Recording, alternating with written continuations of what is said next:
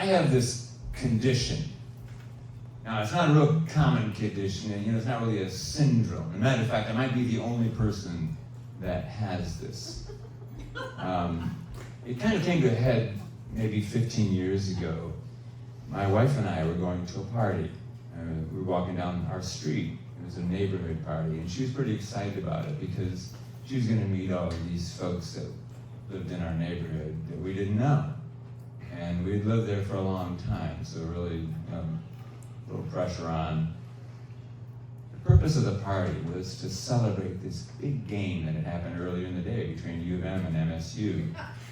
Now, if you had asked me as we walked down the street to this party what the score of that game was, I could not have told you because of this condition that I have.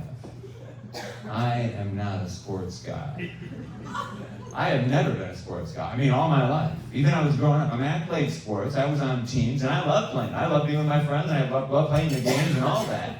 But when the game was over, it was over for me.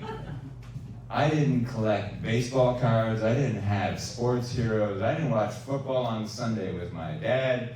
That switch just was never flipped on in my head.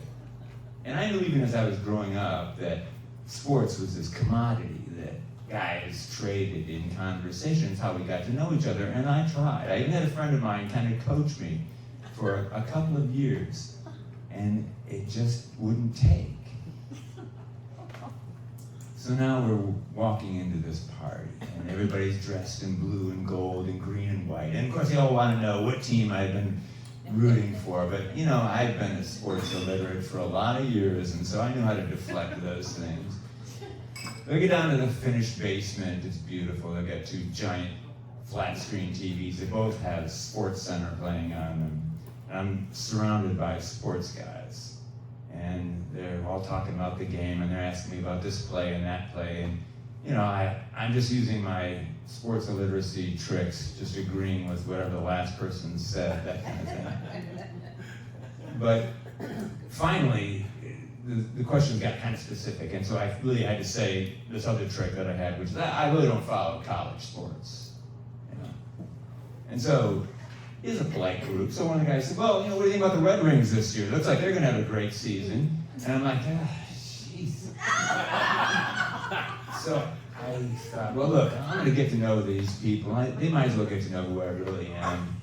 I said, look, I really don't follow Red Wing hockey.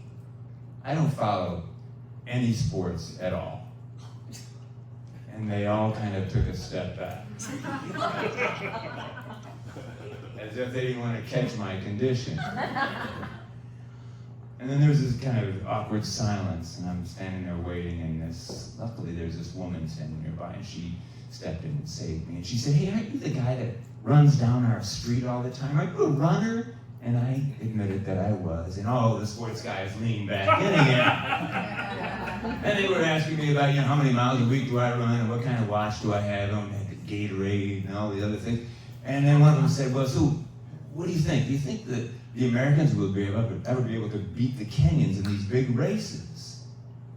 And I said, I don't know. I don't follow sports. I mean, I couldn't tell you what the world record is in any event right now. And somehow one of the other guys had heard, maybe through my wife, that I was a marathoner. And so he said, well, hey, and you were trying. Give him credit. He said, I heard you're a marathoner. He said, how many marathons have you run? And I answered, honestly, I said, I don't know. I wasn't being coy or shy. I know it's a lot. But I stopped keeping track. Because I don't even follow myself in sports.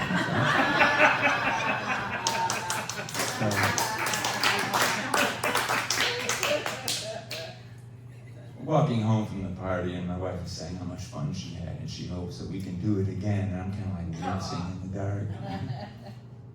The whole thing is, I couldn't explain to these people that I run because I love to run. I run alone sometimes so I can think and create, and I run with friends because I love the conversation. I have run in places that just took my breath away. All over the world, I run because I love to run, and when I run a race, I show up to find my best self and to witness what other runners are doing.